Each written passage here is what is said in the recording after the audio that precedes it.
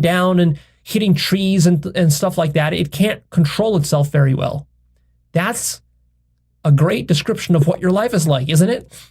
Isn't that what it feels like? Every day you wake up and you struggle to manipulate your life to get it to feel good for you, to get positive emotions out of it.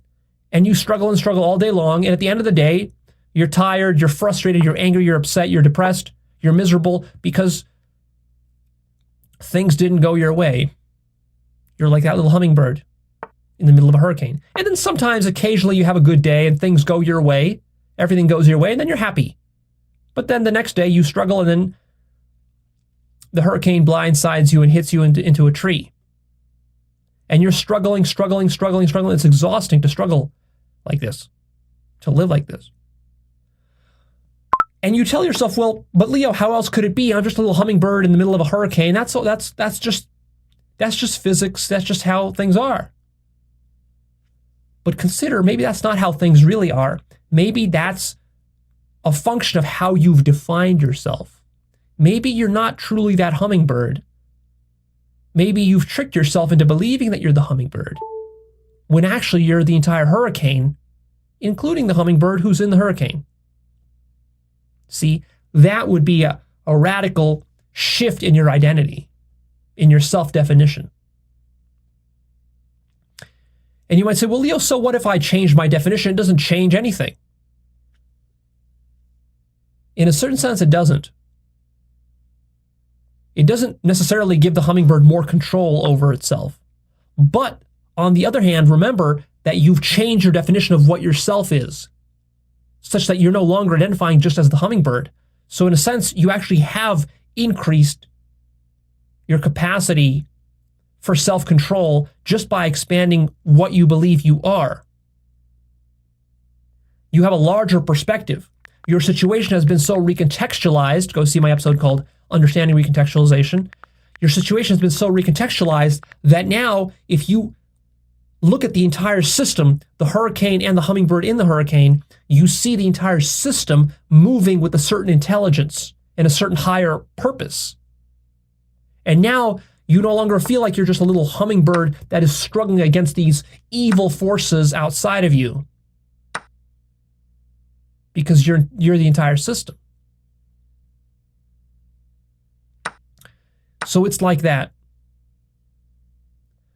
So as I've said before, the entire universe is not a physical system, it's a mental system. It's a field of consciousness, it's a universal mind. Universal mind has infinite will at the highest level.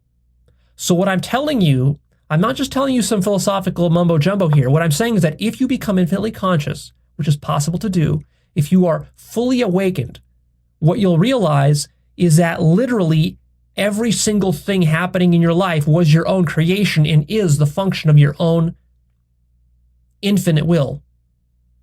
Or in other words, if you realize that you're God, you'll realize that everything is God's will, including the chair you're sitting on. Everything. All physical objects are manifestations and identical to God's infinite will. God being universal mind.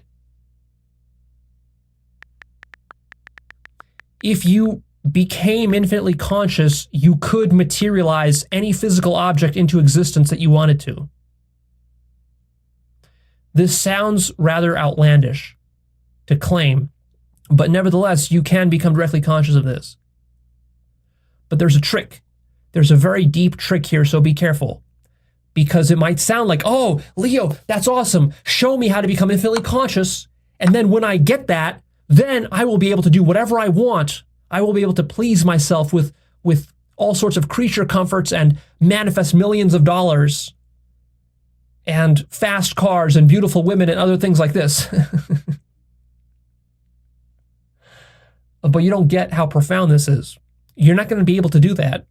And the reason that is because when you reach the levels of consciousness that I'm talking about, at which infinite will exists, and everything is a manifestation of infinite will, your ego, the closer you get to that point of infinite will, the less ego you have. The less ego you have, the less you identify with being a human. The less you identify with being a human, the less you're attached to your personal needs and biases. The less you care about manipulating reality, the less you see problems with how reality is working. See, if your ego is very dense and you're not very conscious, you believe that the world is evil. You believe that there's a lot of wrong stuff in the world that needs to be changed. Why do you believe that? Because you need the world to suit you, to suit your survival, because you care about your survival, because you're needy and you're selfish. But as you raise your consciousness and you approach closer to God consciousness and awakening, the self and the ego melts away more and more until when you reach the highest point, there's nothing of it left. There's no more self left. There's no more neediness left. There's no more attachment left. There's no more biases left. You literally don't care if you live or die anymore. You certainly don't care about money. You don't care about sex. You don't care about your children. You don't care about your friends. You don't care about your family. You left. There's no more. The self and the ego melts away more and more until when you reach the highest point, there's nothing of it left. There's no more self left. There's no more neediness left. There's no more attachment left. There's no more biases left. You literally don't care if you live or die anymore. You certainly don't care about money. You don't care about sex. You don't care about your children. You don't care about your friends. You don't care about your family. You don't care about anything because none of it matters, because at that level of consciousness, all of it is imaginary and there's no difference between one thing or another thing. Nothing is better than anything else because everything is equally great, because all distinctions are imaginary. And you're conscious of that. When you're fully conscious of how all distinctions are imaginary, that is precisely what gives you infinite will. Because infinite will is just imagination. You're an infinite mind, and an infinite mind has complete control over itself because it's completely sovereign, because it's absolute, because it has no outside, because it has no difference between an inside and outside. Because it's so conscious, it recognizes that everything it thought was outside of itself is actually just parts of itself that it was dissociated from. So when you integrate all of your dissociations, and there is literally no more distinction of other than you, you become God and you become absolutely sovereign in your power to manifest whatever reality you want. Now again, your mind here is going to jump in and say, aha, Leo, so I can use this to make a better life for myself. And the answer is no. If you think that way, you're still being selfish. And you're looking at this from the point of view of the ego. Because you actually believe that there's something wrong with your life.